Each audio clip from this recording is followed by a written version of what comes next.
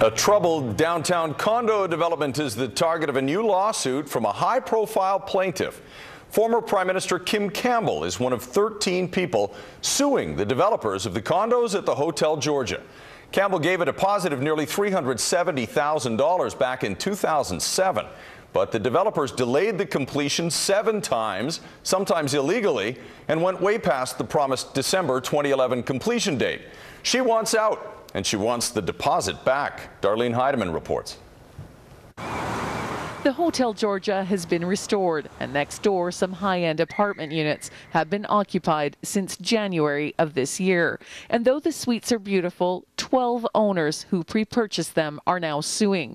The 13th is a high-profile Canadian. One of my clients, and obviously you searched the court registry and found it, is Kim Campbell, the former Prime Minister. Kim Campbell, who was born in BC, filed the civil claim last month. She chose a suite valued at $1.8 million in 2007. She signed a contract and put down a $368,000 deposit. The move-in date was set for December 2011. According to her claim, that date changed 7 times, and now she and more than a dozen others want to return their suites and get their money back with interest. I understand she spends some of the year here and some of the year elsewhere. I don't know where exactly.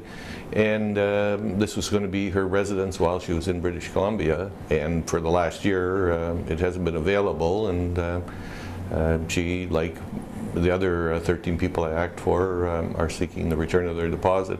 Residences were completed more than a year late, and buyers say they were not properly notified about the changes. Kim Campbell's was purchased 6 years ago, and since then, real estate prices in Vancouver have dropped substantially. Sales have dropped by 24%. Another reason the owners may want to get out of the deal.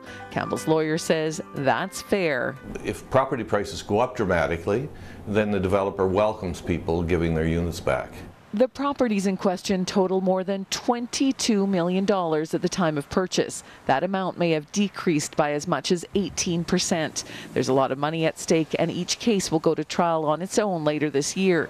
The developer has yet to file a response in the former Prime Minister's case.